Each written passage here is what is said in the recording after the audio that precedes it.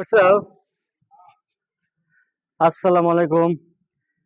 আচ্ছা, আগামী 26শে ফেব্রুয়ারি রোজ বৃহস্পতিবার ধর্মগ্রাম শাহাতুর খান রহমতুল্লাহ মাজারে একটি বার্ষিক মিলাদ মাহফিলের আয়োজন করা হয়েছে। উক্ত মিলাদ মাহফিলে যিনি প্রধান বক্তা হিসেবে বক্তৃতা দিবেন তিনি হচ্ছেন বগুড়ারই উত্তরবঙ্গের আলোড়ন সৃষ্টিকারী বজলুর রশিদ মিয়া, এবং প্রধান অতিথি হিসেবে যিনি দায়িত্ব পালন করবেন এই এলাকারই কৃতি সন্তান সংসদ সদস্য আলাস মোহাম্মদ গোলাম মোহাম্মদ সিরাজ, এবং এবং সম্মানিত অতিথি যিনি দায়িত্ব পালন করবেন তিনি হচ্ছেন জান আলম খোকা। আরো বিশেষ অতিথি যিনি থাকবেন শহীদুল ইসলাম বাবলু। আরো অনেকে উপস্থিত থেকে এখানকার সবার দায়িত্বগুলো পরিচালনা করবেন। আর সভা উপলক্ষে এখানে অনেক কিছু দান খয়রাতি হচ্ছে। আপনারা অবশ্যই এখানে খাসি হোক ছাগল হোক এখানে দান করে দিবেন। আর আমি আপনাদের দেখাবো এক নজর সবার দৃশ্যগুলি। অবশ্যই আপনারা এই সভাতে যা কিছু পারেন দান করবেন। এখানে দান উপলক্ষে খাসি নেওয়া হচ্ছে। সভাটি শুরু হবে বিকাল 2:30 থেকে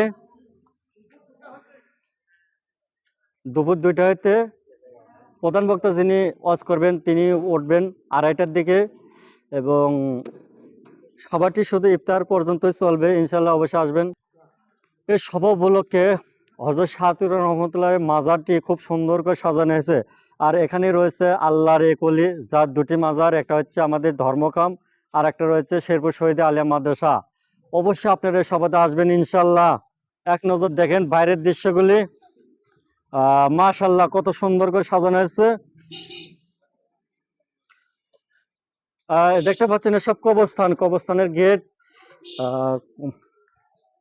আলহামদুলিল্লাহ খুব সুন্দর করে সাজানো হয়েছে। যদি আপনাদের দেখায় পুরো এলাকা আলোকিত সজ্জায় করে ফেলেছে। দেখতে পাচ্ছেন কত সুন্দর সজ্জায় সজ্জিত।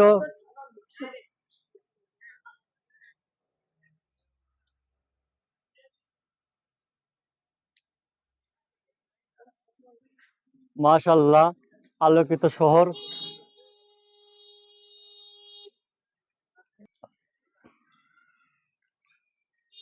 অবশ্যই আপনারা সবাতে আসবেন এবং সবার সুন্দর সুন্দর বয়ানগুলো ওয়াজ নসিহত শুনবেন, শুনে হেদায়েত প্রাপ্ত হবেন ইনশাআল্লাহ। উক্ত সবাই আপনারা দলে দলে আসবেন।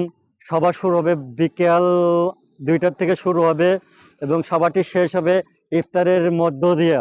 আর এই সবাই আপনারা আসবেন। আপনাদের আবারও বলছি এখানকার প্রধান বক্তা যিনি ওয়াজ করবেন তিনি হচ্ছেন মাওলানা মোহাম্মদ বজলুর রশিদ মিয়া। তিনি ওয়াজ করবেন 2:30টার দিকে। দেখতে পাচ্ছেন সবাই কত সুন্দরভাবে আলোকসজ্জা করা হয়েছে। আসবেন অবশ্যই। সবাই ভালো থাকবেন, সুস্থ থাকবেন। আমি আপনাদের কাছ থেকে বিদায় নিচ্ছি। আবারও আসবেন নতুন কোনো ভিডিও নিয়ে। আল্লাহ হাফেজ।